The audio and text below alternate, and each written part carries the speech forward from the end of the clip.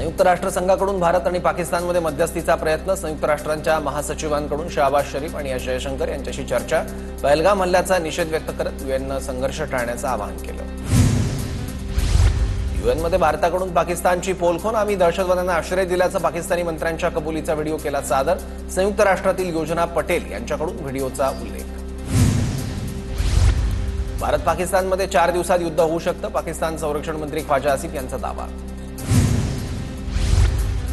पुण्यातील श्रीजित रमेशन यांच्या माहितीवरून एनआयए तपासाला वेग. हल्ल्याच्या 3 दिवस आधीच्या व्हिडिओमुळे तपासाला गती. रमेशन यांची एनआयएकडून चौकशी.